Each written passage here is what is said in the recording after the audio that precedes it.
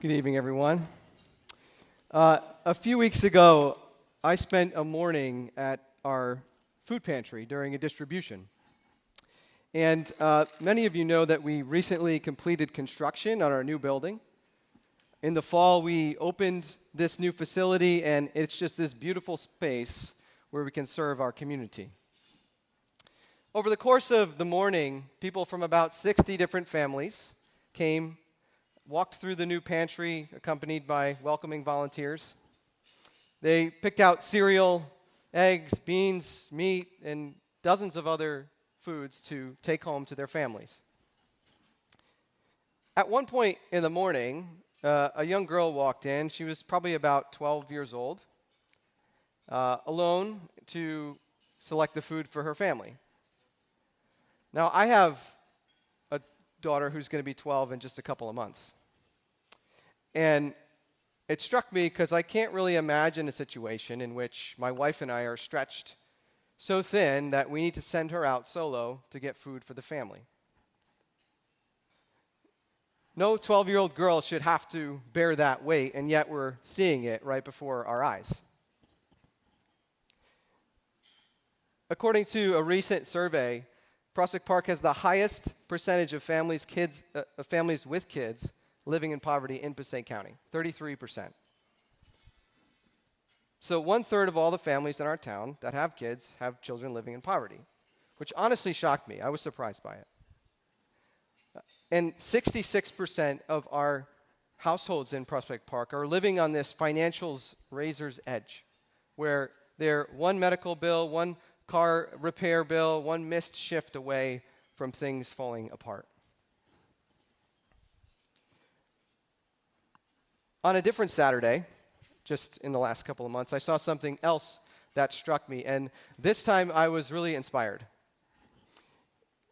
It's kind of funny to ask if you remember the weekend this winter when it was really cold, because it was relentless, right? But I'm talking about the coldest of the cold weekends, when it was like -7 wind chill. Remember that? Maybe we've blocked it out of our memory. We don't want to talk about that. It's a nice day today.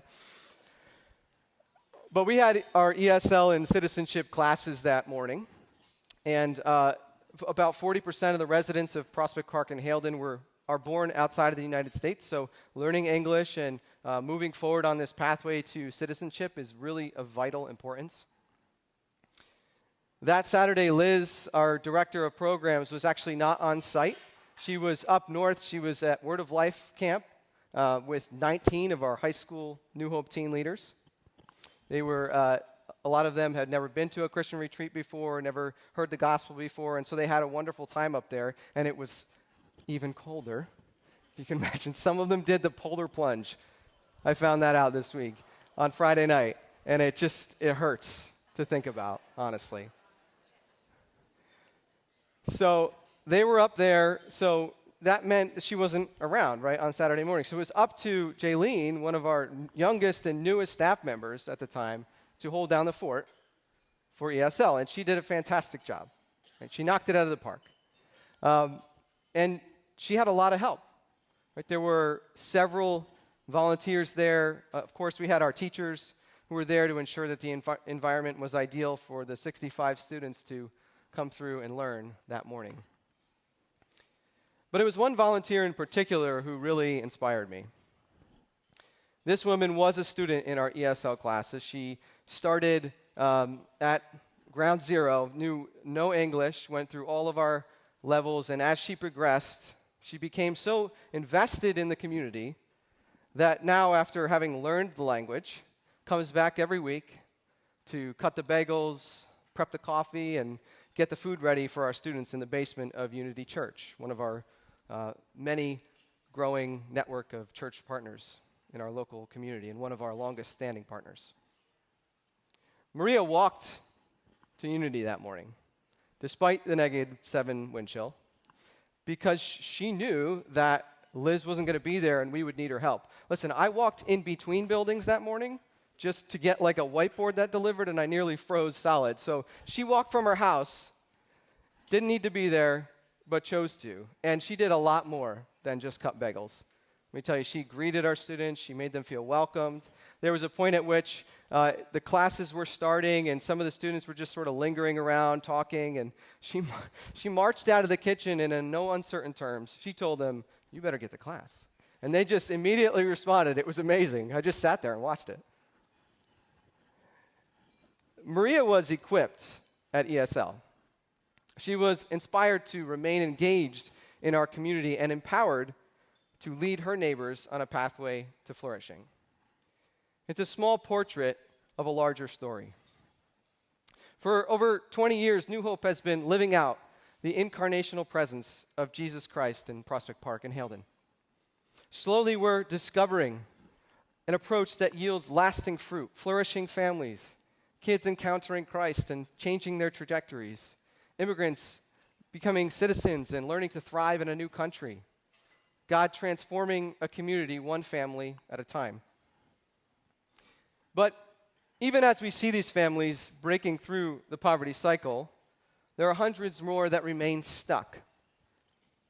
God has allowed us to create a lot of different stops on this journey, this pathway, in all of our different programs. We've seen transformation and impact, but many remain at our front door of the food pantry.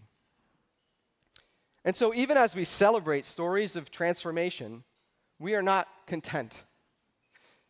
We are not willing to stop adapting and innovating until we find a model that works for every person who comes through our doors. After all, we're fighting against poverty, one of the most intractable problems throughout the ages. It's material, it's emotional, it's spiritual, it's multifaceted and constantly changing. So our approach needs to continue to be holistic, but we got to keep adapting to the new experiences that our community is going through and the strengths and the needs of our neighbors. In many ways, Maria, who I just talked about, is a living portrait of what flourishing could look like in our community. But right now, stories like hers happen by grit and grace. Our goal is, in the next 3 years, to turn those portraits into a map. We want Maria's story to be the exception, the standard, and not the exception. So what does it look like to turn a portrait into a map? Well, tonight I just want to share 3 things that we are looking to accomplish in the next 3 years. First is building a case management system to guide every family forward. Second is The Harvest, our innovative approach to food security that helps families move from relying on free food to being able to afford it. And third is building stronger pathways into local churches where spiritual flourishing takes root. Together, these things are a roadmap that you are helping to build so that we can create more effective pathways for more families to move toward true and holistic flourishing. So let's start with the first one, right? So we're working to establish a systematic, intentional, and personal case management process. As I said earlier, we've created all of these different stops along the journey out of poverty in our different programs. People typically come to our food pantry first, but we see that just as an entry point. People come for so many different reasons, right? Food insecurity is the obvious one, but there's unemployment, underemployment, mental health struggles, immigration challenges, language barriers, the list goes on and on. And so that's why we have ESL classes. That's why we have bilingual, licensed, and faith-centered counseling provided at no cost. We have community groups for kids, teens, and adults, and women.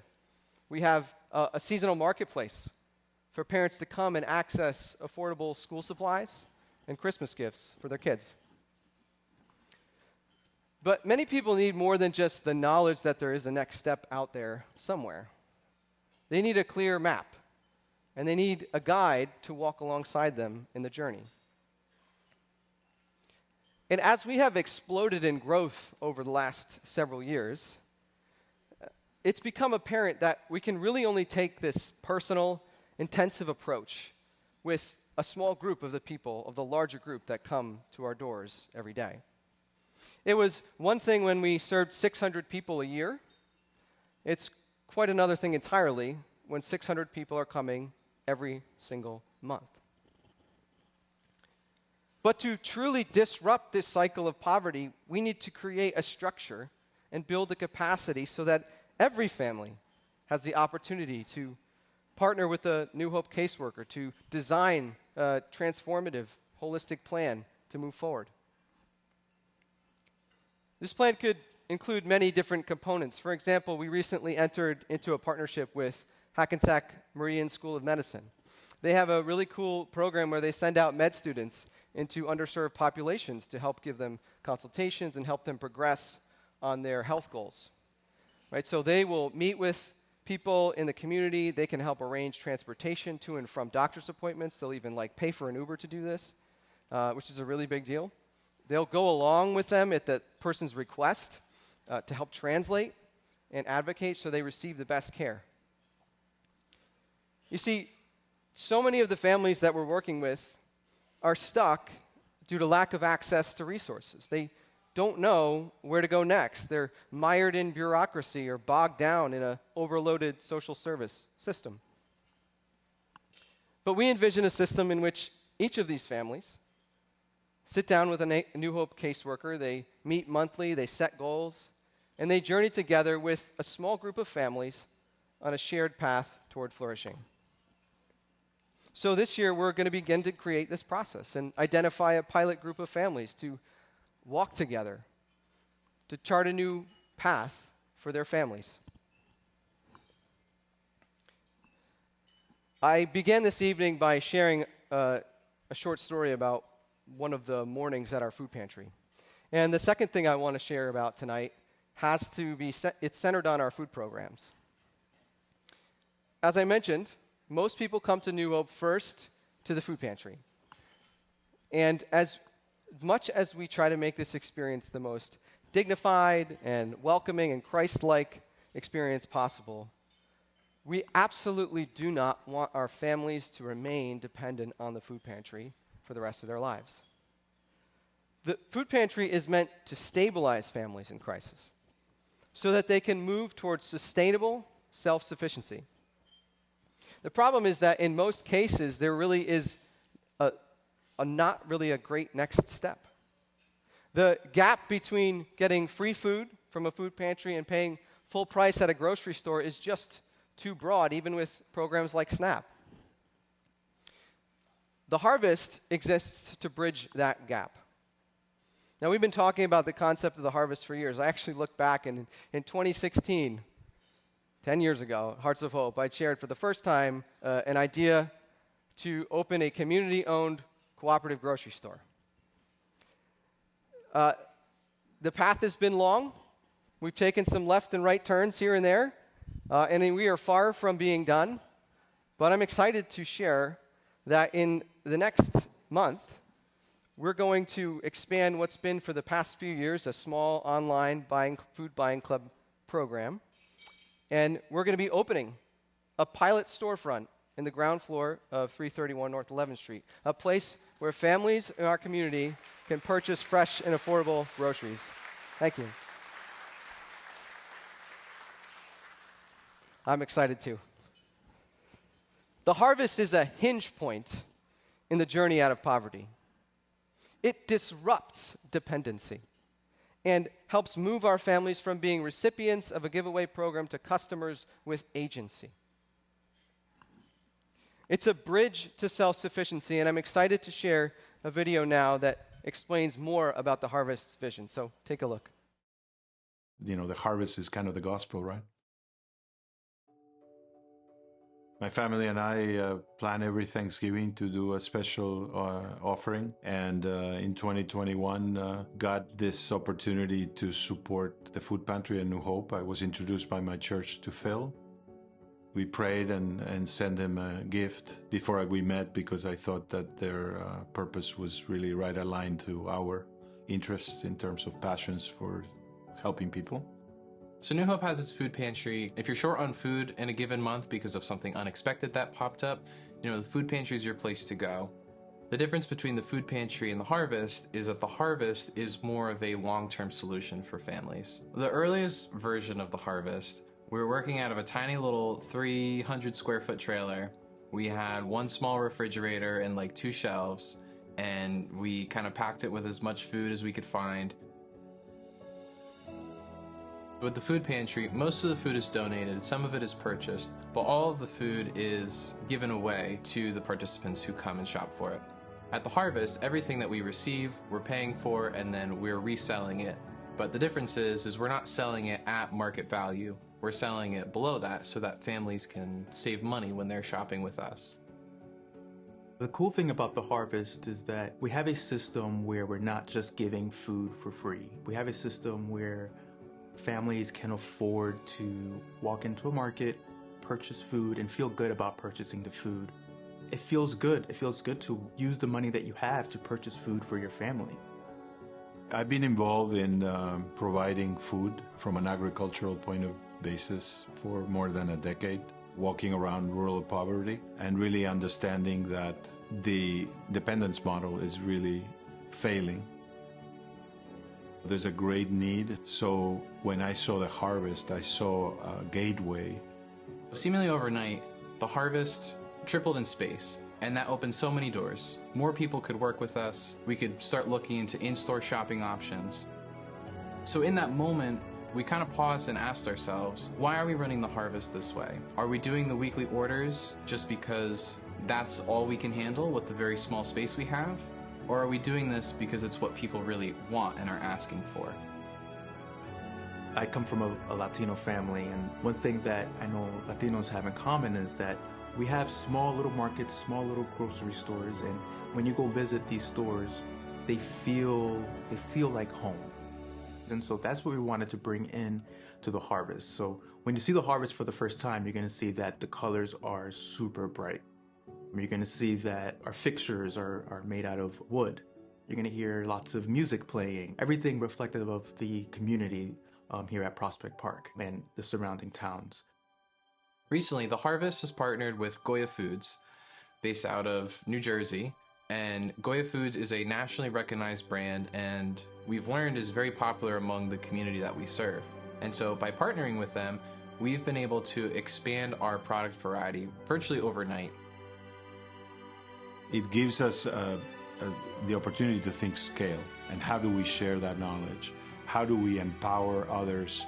And I believe we have an opportunity for real transformation and real empowerment so that people can prosper. That's a gift of God that we can all realize, but we need to have good nutrition, and especially mothers raising young children, which is really all over our communities, and then going to them is, the harvest is kind of the gospel, right? One of the things that really makes the harvest model work is purchasing food in bulk. Buying it not so much by the case, but by the pallet. We're renting out an 800 square foot space, and it's been a fantastic solution because it kind of meets us right where we're at and is flexible enough to grow with the program. There's an alignment in terms of purpose, and you can see it all over this organization, and I think it's very encouraging to think that God is with us, and that gives us an opportunity to dream God's dreams, right? Understand where He wants to take us. You want to change the world because God is with us. So I think this is an opportunity to do that. And God willing, we walk humble to really see this purpose realized. The Harvest is a very innovative initiative. It's something that we don't know a lot of other people who are doing. When you think about some of the problems that we're trying to overcome, food procurement, inflation, the general price of groceries, you realize very quickly that Prospect Park and Haledon, we're not the only community that's facing these problems. And so this is an opportunity for us with the Harvest to kind of prove that this is something that can work. This is something that can exist in God's kingdom and should exist in God's kingdom. Once you kind of have that proof of concept and you can introduce it to other communities, I think this is something that could expand. I think we'll be able to make it much easier for other communities, and I'm really excited to hopefully be able to offer that someday. I've seen this model really work before. I've seen that in many instances, if you create a solution and you address the needs, you can build a plan and a process. Knowing the systematic failure of doing the same thing that hasn't moved the dependence to really empowering, the harvest brings that gateway to that empowerment. And I think that the team is there. This is a great opportunity that God is pointing us to, that as we refine what we're trying to accomplish, then we will share it, and then it's a community effort, and then it's a state effort, and then it could be, who knows, it's in God's hands. But I'm very confident that we have something that it's in front of us that we can really apply ourselves to succeed.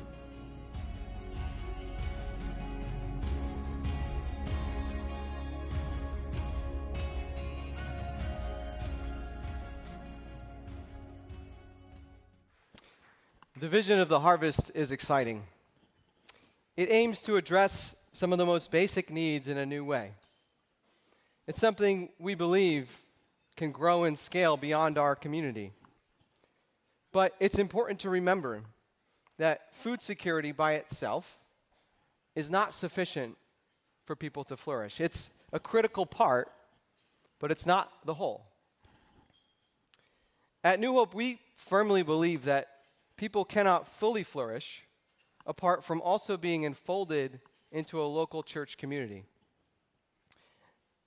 If poverty is material, emotional, and spiritual, then our approach needs to incorporate our faith, and specifically the local church. From its founding out of Bridgeway Community Church in Haledon, New Hope has followed the model of the Incarnation. We are the outflow of Jesus' mercy, partnered with the church to embody Christ's love in our community. We are in many ways the tip of the spear of evangelism, making the gospel tangible and inviting people to belong. And while we take our teens on Christian retreats and pray with participants in counseling sessions, while we share the good news of the gospel at Women of Hope, we recognize something really important. New Hope is not the church. We exist to serve alongside it. The local church is God's primary vehicle for worship, discipleship, mission, and long-term flourishing. We're an arm of service meant to complement the church. And so we meet practical needs so that we can earn the right to point people toward local church congregations where they can find a lasting spiritual home and the infectious hope of Jesus Christ. And so the final thing that we endeavor to do in the next 3 years is to develop more intentional pathways for our New Hope families to find belonging in local congregations. That's why we're leaning further into existing church partnerships. It's why we're working hard to connect more with churches inside of Prospect Park and Haledon and right on the margins of our community, to find welcoming, gospel-focused churches in which our families can develop their faith and grow deeper in Christ. So the three things I've spoken about this evening are part of a comprehensive approach and long-term approach to empower families to break through the poverty cycle and flourish. Case management guides families. The harvest strengthens economic stability and food security, and the church anchors spiritual flourishing. 3 pieces, 1 pathway. And so as we continue to serve through our current and essential programs over the next 3 years, we're looking to develop these 3 pathways with all of you. But it doesn't stop there. Because while we hope to create pathways that propel families in our current community toward thriving, we also aspire to forge a model and build the capacity to revitalize communities far beyond Prospect Park and Haledon. Because while every neighborhood is unique, the problem of poverty is much bigger than one community. Our neighborhood is in many ways a microcosm of what's going on all across the country. For the past 20 years, we've been focused on the needs of a single small community. And while we remain rooted in that community and devoted to the families of Prospect Park and Haledon, we're slowly beginning to recognize that the solutions that God is offering us here could help families in other places. And so, even as we're doubling down in our current community over the next 3 years in what the work that we're doing is, we're beginning to slowly lift our gaze and ask where else God may be calling New Hope to grow in the future. You heard my friend Eduardo say it in the video. The dependency model has failed. This giveaway approach to poverty alleviation that we see in our country in the government and nonprofits and churches, we see it all over. It is broken. It is maintaining the very poverty that it seeks to alleviate. Now, friends, that New Hope is not here to service and maintain the poverty cycle. We're here to break that cycle. So we cannot continue to do the same things that we're seeing all across the country and expect different results. If we're here to disrupt the poverty cycle, then our approach needs to be innovative. It must continue to be holistic, affirming dignity and rooted in our faith. We need to alter systems to create the conditions of possibility in which people can actually break out of the poverty cycle and write a new legacy for their next generation of their family. And so that's what we're pursuing. Full circle transformation for families. Not just material sufficiency, not just emotional support and healing, not just spiritual renewal, but all three elements integrated into a pathway to flourishing. And if I can speak candidly for just a moment, it's not just about the system and the model, it's also about the capacity to do it. Friends, I've been at this for 14 years now. I have some coworkers at New Hope who have been here even longer than I have. We have seen God perform miracle after miracle after miracle in the lives of our community members. I've watched our team stretch every resource beyond any reasonable measure. 5 loaves, 2 fish, feeding thousands. I've witnessed the tireless sacrifice of a team that runs toward struggle, meeting despair with a hope that shatters poverty cycles and transforms a generation. And I've been amazed time and time again about how all of you have partnered with us as we have grown our impact from 600 people a year to 600 people a month. It's no surprise that it takes quite a bit more financial capacity to serve 600 people a month than it did to serve that same number in a year. And it's humbling to think that everything that we have done up to this point is really just the foundation for what's next. So as we look to the future, we believe that God is doing something new. In order to do something that we have never done, we're trusting that God will provide a level of investment that we have never seen before. And so I just want to have you keep that thought in your mind and in your hearts over the next few minutes. As I invite our final speaker up for the evening, he's going to share a little bit of his story and invite you to partner with us in the year ahead. Everything we're talking about tonight, the systems, the pathways, the innovation, financial capacity, all of it exists for people. For families like Maria's, who I mentioned in the beginning, and for young leaders who I'm about to introduce to you now. I'm going to invite Diego Rojas up here in just a minute. He represents in many ways the future that we're investing in tonight. He's a thoughtful, intelligent, and gifted young man who I've known for quite a bit of time. And we're getting to know each other even better as we're walking through life's path together. So, Diego, why don't you come on up? And if you could just give him a warm welcome.